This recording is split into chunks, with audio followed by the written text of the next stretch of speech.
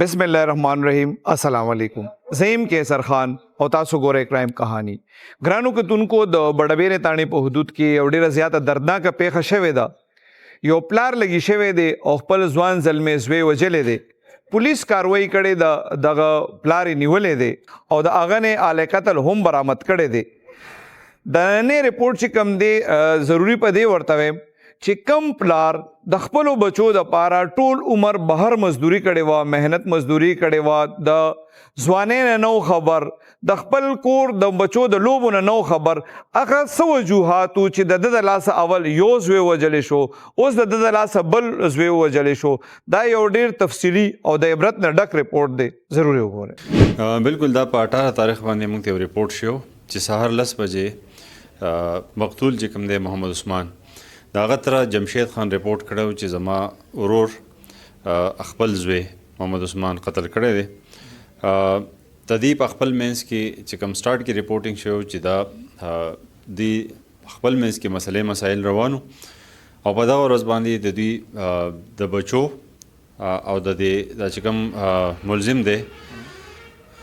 د دې په خپل منځ کې په دې شي باندې مسله وه چې دوی بچو او ښځې ورته ویل چې دا کور خرڅو او دی سره په دې خبره نه اګري کېدو. کله چې دی تاسو دا رپورټ وکړو سر، نو ملزم خو په موقع باندې گرفتار شوی و که نه تښتېدلی او بیا تاسو وکړل سر؟ چې کله اف آی آر وشو نو مونږ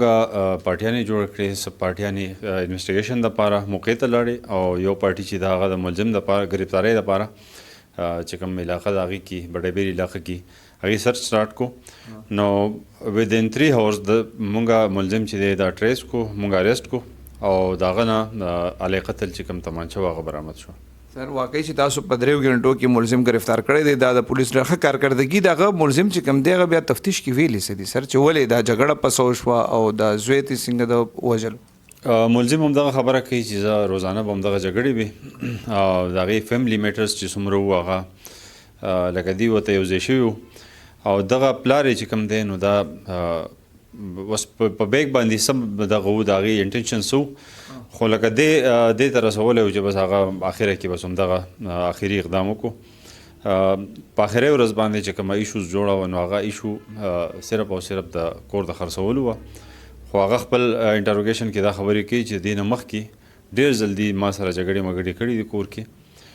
نو په دې باندې هغه مجبوره شو دغه حرکت یې وکړو. سر تاسو به دا تپوس به ظاهره د پولیس خو کړي چې لکه دا خو ستا زوی و که نه، زوی وژل خو ډېر ګران کار نه دی سر؟ بالکل ډېر ګران کار دی، خو هغه کله چې هغه سړي دغه ختم شي، هغه برداشت ختم شي، نو اخري اقدام بیا کوي. دې نه مخکې هم داسې انفارمیشن و چې یو خپل بل یو زوی و هغې په بیلچه باندې والی و چې هغې نه پس بیا هغه ته کینسر شو، هغه هم پات شو. نو کله کله انسان چې کله ډېر زیات هغه ډپریشن کې او ډېر زیات دباو پې راشي نو داسې حرکتونه بیا کېږي انسان نه. زوی وژل ډېر ګران کار دی او ډېر غټ د مجبورۍ نه یو انسان به دا کار کوي. ما اورېدلي چې د په تفتیش کې داسې هم څه خبره کړې وه چې کم زوی د مخکې په بیلچه والی و بیا د هغه کینسر شوی و بیا وفات شوی د هغه یو ماشوم زوی د هغه سره ویدې ډېره زیاته مینه کوي، د هغه ماشوم په سر هم دې کور کې جنګ جګړې وي؟ بالکل دا ټول وجوهات و. یو هغه ماشوم شو، د هغې نه پس د کور دا خبره پکې راله، نورې داسې خبرې وې چې په هغې باندې به بچو او ښځې به دې تنګو او اخر کې بس انجام یې دا راووتو. دا کوم زوی چې د وژلی دی د عمر څونه سره او د څه واده ماده شوی؟ دا چې کوم اوس یې وژلی دی د 25-26 سال عمر و او د دویم زوی و چې هغه دغې وجې نه مړ شو. دا ملزم چې کوم دی لکه پهله یو زوی مړ شو بل زوی مړ کو، د سر روزګار باره کې څه پته لګي چې د وخت چېرته تېر کړی دی؟ ما اورېدلي چې د بار هم وخت تېر کړی. بالکل دی بار ملک کې چېرته و، بیا راغلی و، فلحال چې دی د پاکستان کې و. د پلاران بلاشه پلاران ویجی روزګار خو زموږ صوبې کې اسیم داسې حال دی، بلاشه پلاران د بچو د مستقبل دپاره بهر لاړ شي. تاسو څه ګڼئ؟ ځکه تاسو ته هم بلاشه کې سونه راځي، ډېرو ځایونو کې داسې څه فاصله پیدا نه شي څنګه چې د پلار او زوی په منځ کې پیدا وه؟ اصل کې معاشره زموږ داسې ده چې دې کې په ماشومانو باندې کنټرول د پلار زیات وي او د مور کنټرول چې وي هغه هماغسې نه وي، افیکټیو نه وي. نو چې کله پلار د کوره بار وځي نو بیا ماشومان هغه تربیت هغه سیسي ونه شي یا د هغې چې کم سکولینګ وي یا نور چې څه وي هغه پراپر ونه شي، نو د هغې انجام بیا همدغه راوځي چې هغه پلار سره همدغه جګړې او لانجې وانجې کوي. د دې نه علاوه د هغه خپل تربیت غلط شوی وي نو ډېر ایشوز د هغې نه هم جوړ شي. نو چونکې دی بهر و دغه ولا د رزق او د کور او د دغه غم یې وله کړی خو چونکې د بار ملک نه په پاکستان کې سړی تربیت څنګه وکړي نو دغه ایشوز پکې وي چې په کور کې شاته تره یا ورور یا داسې څوک وینه نو بیا د ماشومانو تربیت چې وي نو هغه خراب شي. ظاهره خبره ده سر تاسو کړه دا ملزم اورېدلی نو د به سخت پیماني و ځکه چې یو زوی ته لاړه بیا بل ته لاړه. بالکل بیا خو پیماني خو لازمي وي ځکه چې خپل ماشوم او بچې نو که هغه ډېر هم سړي سره ظلم وکړي دغه وکړي خو چې کله داسې یو مرګ ته خبره راشي نو بیا خامخا پیمانه وي. سر خاص د موقع د وخت چې څه ټایم د ډس کو دغه باره کې د سیویلی دی او د جرم منلې دی خپل سره د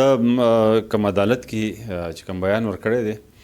نو پولیس ته خو خپل جرم د منلې چونکې د دنه فایر ارم چې کومه د هغه برآمد ده